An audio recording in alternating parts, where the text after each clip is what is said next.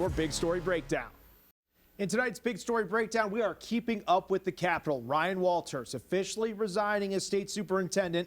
His resignation released earlier this evening directly to the governor's office. But before the email reached the governor's inbox, Walters sent another email to parents and guardians of public school students. Fox 25's Rob Hagan joins us now here in the studio with the reaction. Rob, what are parents saying about this?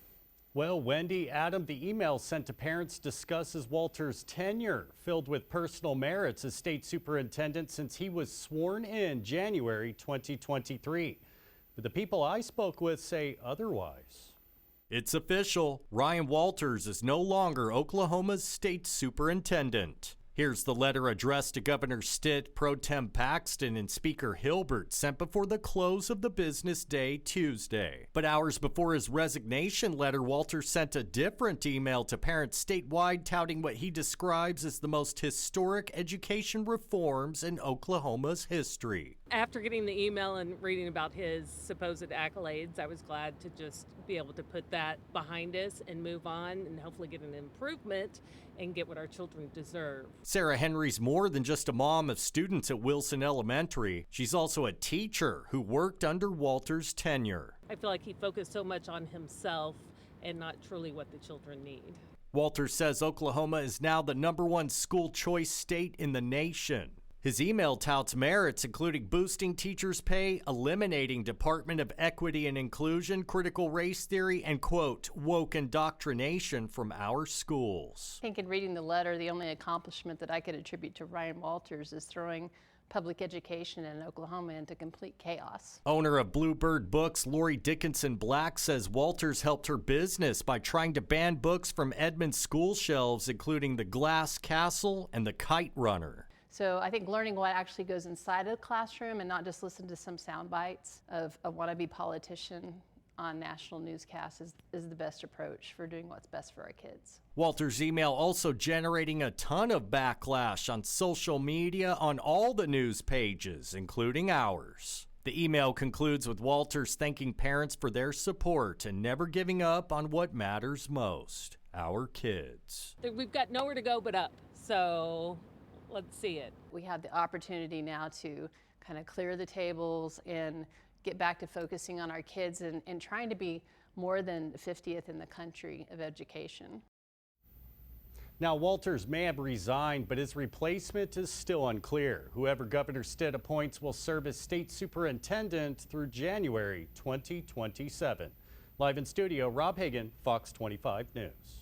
Rob, thank you. And as Walters leaves office, he also leaves behind a hefty bill to Oklahoma taxpayers for his self-promotion.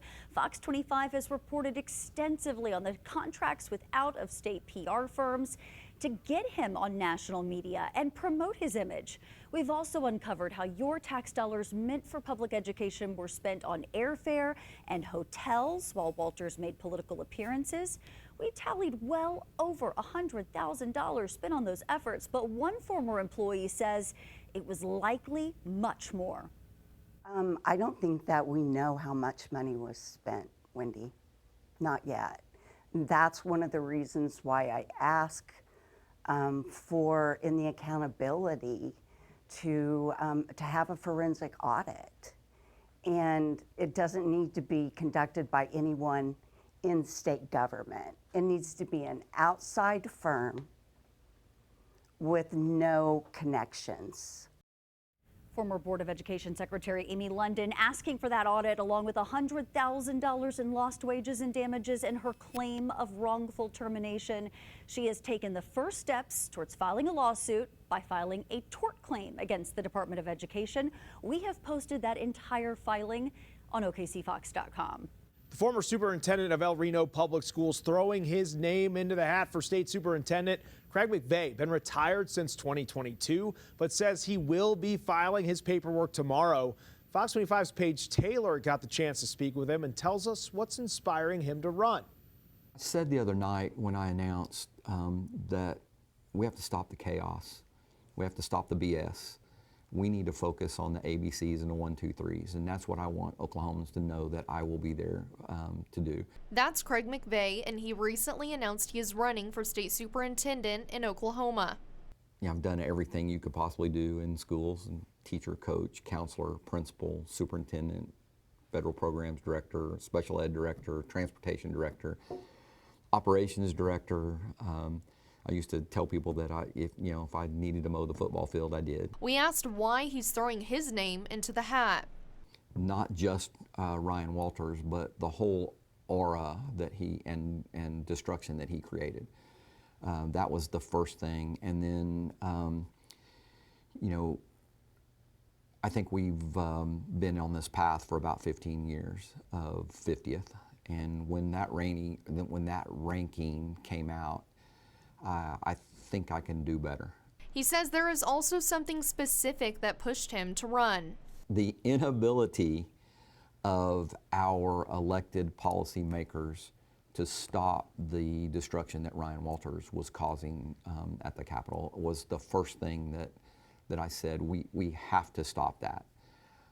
And at that time, when I decided to run a couple of weeks ago, was before he announced that he was resigning. McVeigh says some of his top issues include graduation rates and creating teacher internship programs, and he believes he can bring the state out of last place for education. I think I have a plan that I will put in place that will drive 50th out, and we'll be headed back for 40th in a very short time. I think it's doable, and I think we can unite this state and take advantage of our Oklahoma spirit. Paige Taylor, Fox 25 News.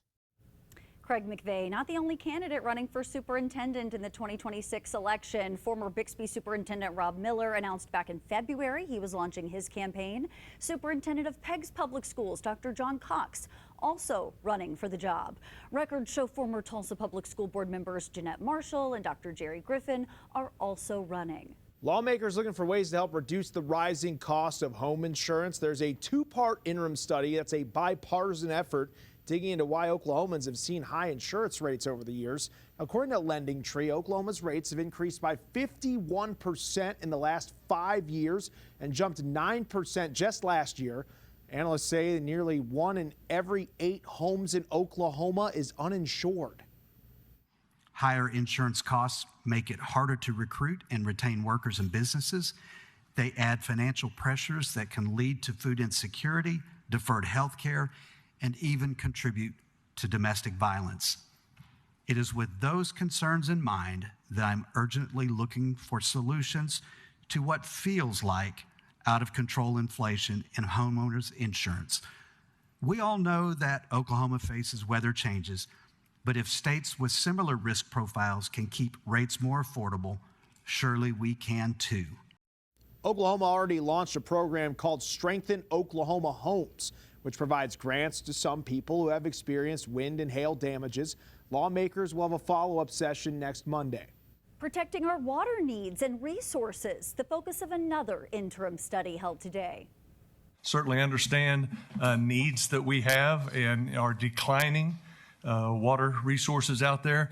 I'm coming from a little bit different angle of that, which y'all have been hearing from me for quite some time, the last several years, about the invasive woody species that are continuing to consume large amounts of the limited water that we have. Lawmakers say eastern red cedars and other woody species hurt our water resources, and they're looking into a legislative solution and asking for the governor's support. And lawmakers will soon take a deep dive into the effectiveness of the Secure Oklahoma Now task force. Representative Mark Lee Pack will host an interim study to focus on the construction and application of the security protocols developed within the task force. The recent assassination of Charlie Kirk will be examined as an example to help assess the effectiveness of the tool. The study is scheduled to be heard October 15th. The Oklahoma Black Caucus is proclaiming July 23rd as a day of acknowledgement and celebration of Creek freedmen descendants. This announcement comes after the Supreme Court of the Muskogee Creek Nation affirmed full citizenship rights of Creek freedmen descendants in July. The caucus said the court's decision not only restores long denied rights to descendants, but honors the resilience of their ancestors. And that was your big story breakdown. You can stay up to date on the latest developments following Ryan Walters' resignation on OKCFox.com. Plus, you can head over to our YouTube page where you can watch all of our previous big story breakdowns. Just scan the QR code right there on your screen or search OKC Fox.